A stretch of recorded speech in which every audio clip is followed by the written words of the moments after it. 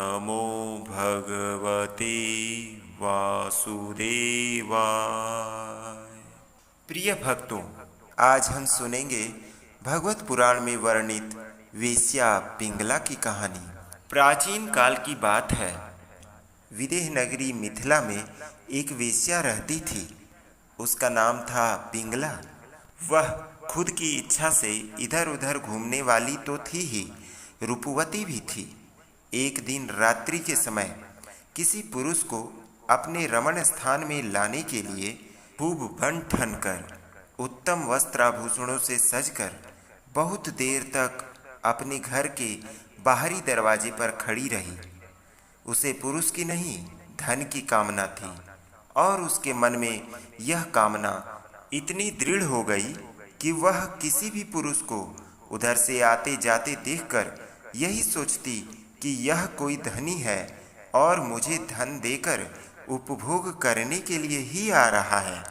जब आने जाने वाले आगे बढ़ जाते, तब फिर वह वेश्या यही सोचती कि अवश्य ही अब की बार कोई ऐसा धनी मेरे पास आवेगा जो मुझे बहुत सा धन देगा। उसके चित्त की यह दुराशा बढ़ती ही जाती थी। वह दरवाजे पर बहुत देर तक टंगी रही। उसकी नींद भी जाती रही। वह कभी बाहर आती तो कभी भीतर जाती। इस प्रकार आधी रात हो गई। सचमुच आशा और धन बहुत बुरी चीज है।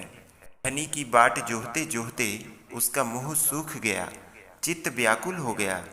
अब उसे इस वृत्ति से बहुत ही वैराग्य हुआ।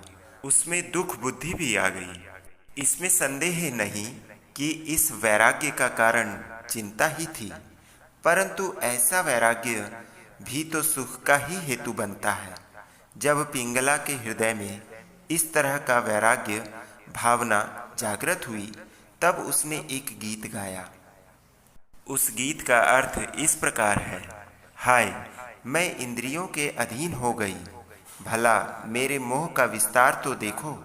मैं इन दुष्ट पुरुषों से, जिनका कोई अस्तित्व ही नहीं है, विषय सुख की लालसा करती हूँ। कितने दुख की बात है। मैं सचमुच मूर्ख हूँ। देखो तो सही, मेरे निकट से निकट हृदय में ही मेरे सच्चे स्वामी भगवान विराजमान हैं। वे वास्तविक प्रेम, सुख और परमार्थ का सच्चा धन भी देने वाले हैं। जगत के पुरुष अनित्य हैं और वे नित्य हैं। हाय, मैंने उनको तो छोड़ दिया और उन तुच्छ मनुष्यों का सेवन किया जो मेरी एक भी कामना पूरी नहीं कर सकते। उल्टे दुख, भय आदि व्याधि, शोक और मोह ही देते हैं। यह मेरी मूर्खता की हद है कि मैं उनका सेवन करती हूँ। बड़े खेद की बात है, मैंने अत्यंत निंदनीय आजीविका वेश्यावृत्ति का आश्रय लिया है और व्यर्थ में अपने शरीर और मन को क्लेश दे रही हूँ, पीड़ा पहुँचा रही हूँ। मेरा यह शरीर बिक गया है। लंपट, लोभी और निंदनीय मनुष्यों ने इसे खरीद लिया है और मैं इतनी मूर्ख हूँ कि इसी शरीर से धन और रति सुख चाहती हूँ। मुझे धिक्कार है। यह शरीर एक घर है। इसमें हड्डियों के टेढ़े तिरछे बांस और खंभे लगे हुए हैं। चर्म, रोएं और नाखूनों से यह छाया गया है। इसमें 9 दरवाजे हैं जिनसे मल निकलते ही रहते हैं। इसमें संचित संपत्ति के नाम पर केवल मल और मूत्र हैं।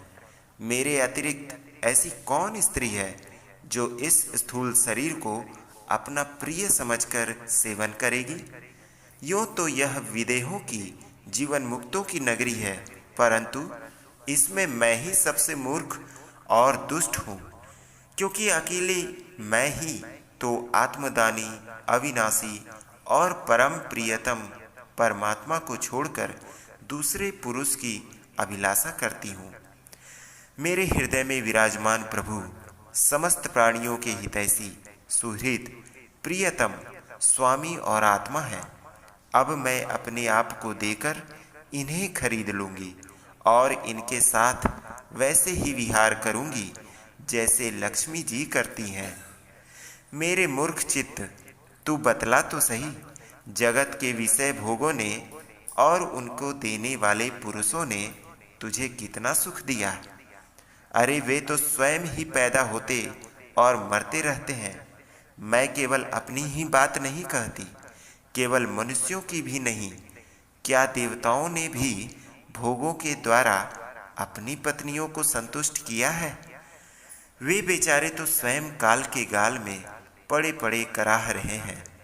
अवश्य ही मेरे किसी शुभ कर्म से विष्णु भगवान मुझ पर प्रसन्न हैं, तभी तो दुराशा से मुझे इस प्रकार का वैराग्य हुआ है। अवश्य ही मेरा यह वैराग्य सुख देने वाला है। यदि मैं मंदभागिनी होती तो मुझे ऐसे दुख नहीं उठाने पड़ते जिनसे वैराग्य हो। मनुष्य वैराग्य के द्वारा ही घर आदि के सब बंधनों को काटकर शांति प्राप्त करता है।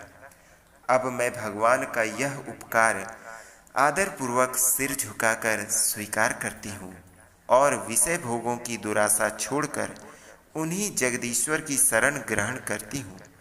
अब मुझे प्रारब्ध के अनुसार जो कुछ मिल जाएगा उसी से निर्वाह कर लूँगी और बड़े संतोष तथा श्रद्धा के साथ रहूँगी। मैं अब किसी दूसरे पुरुष की ओर न ताककर अपने हृदयेश्वर आत्मस्वरूप प्रभु के साथ ही विहार करूँगी। यह जीव संसार के कुएं में गिरा हुआ है। विषयों ने इसे अंधा बना दिया। काल रूपी अजगर ने इसे अपने मुंह में दबा रखा है। अब भगवान को छोड़कर इनकी रक्षा करने में कौन समर्थ है? जिस समय जीव समस्त विषयों से विरक्त हो जाता है, उस समय वह स्वयं ही अपनी रक्षा कर लेता है। इसीलिए बड़ी सावधानी के साथ यह देखते रहना चाहिए कि सारा जगत काल रूपी अजगर से ग्रस्त है। पिंगला वेश्या ने ऐसा निश्चय करके अपने प्रिय धनियों की दुराशा, उनसे मिलने वाली लालसा का परित्याग कर दिया और शांत भाव से जाकर वह अपनी सेज पर सो रही। सचमुच आशा ही सबसे बड़ा दुख है और निराशा ही सबसे बड़ा सुख, क्योंकि पिंगला वेश्या ने जब पुरुष की आशा ही त्याग दी, तभी तो वह सुख से सो सकी। कलयुग में भगवत पुराण का यह ज्ञान सुख और शांति देने वाला है। धन्यवाद।